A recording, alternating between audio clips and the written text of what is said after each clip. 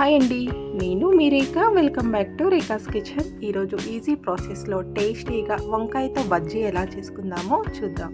మనం నార్మల్గా అయితే ఆలూ బజ్జీ, మిర్చి బజ్జీ చేసుకుంటాం కదా, ఇలా వంకాయ బజ్జీ కూడా చేసుకుంటే చాలా బాగుంటుంది. సింపుల్ ప్రాసెస్లో ఎలా చేసుకుందామో చూద్దాం.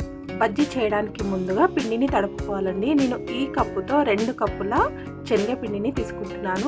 2 కప్పుల శనగపిండికి 1/2 కప్పు బియ్య పిండిని వేసుకుంటే వంకాయ బజ్జీ క్రిస్పీగా చాలా టేస్టీగా ఉంటుంది.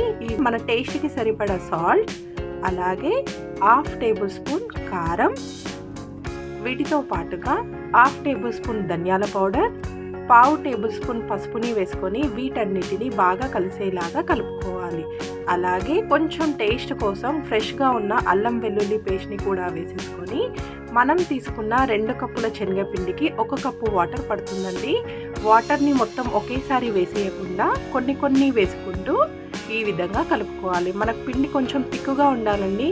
మనకు మిర్చి బజ్జీకి, ఆలూ బజ్జీకి పిండిని ఎలా తడుపుకుంటామో ఈ వంకాయ బజ్జీకి కూడా సేమ్ అలాగే తడుపుకుంటే సరిపోతుంది. ఇలా కొన్ని వాటర్ని వేసుకుంటూ మనం పిండిని తిక్కుగా, సాఫ్ట్గా ఉండేలాగా తడుపుకోవాలి. అలాగే 1/4 టేబుల్ స్పూన్ సోడాని కూడా వేసేసుకొని వీటన్నిటిని బాగా కలిసేలాగా కలుపుకోవాలి. మనకు పిండిలో ఎక్కడ ఉండలు లేకుండా ఈ విధంగా సాఫ్ట్గా ఉండేలాగా తడుపుకుంటే బజ్జీ కరెక్ట్గా వస్తుంది. ఇలా తడుపుకున్న పిండిని ఒక 2 మినిట్స్ పాటు బాగా కలిపేసుకొని మూత పెట్టేసి పక్కన పెట్టుకోవాలి. చూసారు కదా, మనము ఎంత సాఫ్ట్గా తడుపుకుంటే మనకు బజ్జీ అంత సాఫ్ట్గా వస్తుంది. ఈ విధంగా బాగా తడిపేసుకొని మూత పెట్టేసి ఒక 10 మినిట్స్ పాటు నాననివ్వండి. ఆ లోపు మనము వంకాయని ఎలా కట్ చేసుకున్నామో చూద్దాం. నేను ఈ విధంగా పెద్ద సైజులో ఉన్న వంకాయని తీసుకుంటే మనకు కొంచెం సైజు పెద్దగా ఉంటుంది, బజ్జీ కూడా కరెక్ట్గా వస్తుంది. ఈ విధంగా వంకాయని తీసుకొని వంకాయని కట్ చేసి వాటర్లో పెట్టుకోవాలండి, లేదంటే మనకు కలర్ చేంజ్ అవుతుంది. ఇలా వాటర్ తీసుకొని వాటర్లో 1.5 టేబుల్ స్పూన్ సాల్ట్ని కూడా వేసేసుకొని వంకాయని వీటిలో నానబెట్టుకోవాలి. మనకు వంకాయ కట్ చేసిన వెంటనే వాటర్లో పెట్టకపోతే నల్లగా అయిపోతుంది, మళ్ళీ వంకాయ చేదుగా కూడా అవుతుంది. అలా కలర్ చేంజ్ కాకుండా ఉండడం కోసం మనం వంకాయని కట్ చేసిన వెంటనే వాటర్లో పెట్టుకోవాలి. ఇలా వంకాయకి ఇంకా ఉన్న సైడ్ మొత్తంని కట్ చేసేసుకొని మనం వంకాయని ఆలుని ఎలా కట్ చేసుకుంటామో ఆ విధంగా కట్ చేసుకోవాలి. ఈ విధంగా వంకాయకి గ్రీన్గా ఉన్న పాట్ని మొత్తం తీసేసుకొని మనం ఇప్పుడు ఈ వంకాయని సన్నగా కట్ చేసుకోవాలి. ఎంత సన్నగా కట్ చేసుకుంటే మనకు అంత బాగుంటుందండి. మనకి ఈ వంకాయ బజ్జీ ఉడికిన తర్వాత లోపల సాఫ్ట్గా చాలా బాగుంటుంది. చూసారు కదా, ఈ విధంగా సన్నగా కట్ చేసి వాటిని వాటర్లో నానబెట్టుకోవాలి. ఇలా వాటర్లో నానబెట్టుకోవడం వలన మనకు వంకాయ చేదెక్కకుండా, కలర్ చేంజ్ అవ్వకుండా ఉంటుంది. మనం బజ్జీ చేసే వరకు మధ్యలో ఈ విధంగా వాటర్లో మునిగేలాగా ప్రెస్ చేసుకోవాలి.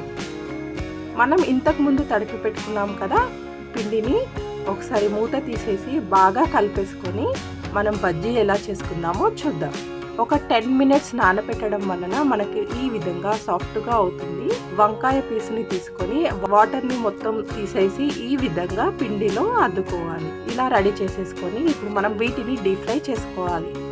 స్టవ్ పైన ప్యాన్ పెట్టేసుకొని డీప్ ఫ్రైకి సరిపడా ఆయిల్ వేసుకొని ఆయిల్ వేడెక్కిందా లేదా తెలుసుకోవడం కోసం కొంచెం పిండిని వేసి చూస్తే మనకే అర్థమవుతుందండి. చూసారు కదా, మనకు ఆయిల్ ఎక్కువగా వేడెక్కింది అంటే మనం వేసిన వెంటనే పైకి వచ్చేస్తుంది.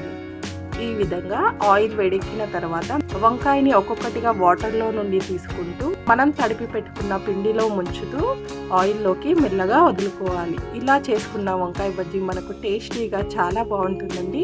మనం ఈ బజ్జీని మీడియం ఫ్లేమ్లో మాత్రమే ఫ్రై చేసుకోవాలి. హైలో పెట్టామంటే పైన కలర్ వచ్చేస్తుంది, లోపల సరిగ్గా కుక్ అవ్వదు. అందుకే మనం వంకాయ బజ్జీ ఫ్రై అయ్యే వరకు మనం మీడియం ఫ్లేమ్లో పెట్టుకొని 2 సైడ్స్ తిప్పుకుంటూ గోల్డెన్ కలర్ వచ్చే వరకు ఫ్రై చేసుకోవాలి. ఈ విధంగా గోల్డెన్ కలర్ వస్తేనే మనకు టేస్ట్ చాలా బాగుంటుందండి. ఈ కలర్ వచ్చిన తర్వాత మనం తీసి ప్లేట్లోకి పెట్టుకుంటే మనకు టేస్టీగా ఉండే వంకాయ బజ్జీ రెడీ అయిపోతుంది. అదే విధంగా మిగతా బజ్జీని కూడా చేసేసుకొని వీటిలోకి కొన్ని ఆనియన్స్ కానీ లేదా చాట్ మసాలా కానీ వేసుకుంటే చాలా బాగుంటుందండి. ఈ విధంగా బజ్జీని ప్లేట్లోకి పెట్టుకొని మనం వీటిపైన చాట్ మసాలా వేసుకుంటే మనకు తినేటప్పుడు చాట్ మసాలా ఫ్లేవర్తో బజ్జీ టేస్ట్ చాలా బాగుంటుంది. మనం చాట్ మసాలా వేసేటప్పుడు వేడిగా ఉన్నప్పుడు వేస్తేనే మనకు బజ్జీకి కరెక్ట్గా పట్టుకుంటుందండి. అందుకే మనం వేడిగా ఉన్నప్పుడే చాట్ మసాలాని చల్లుకోవాలి.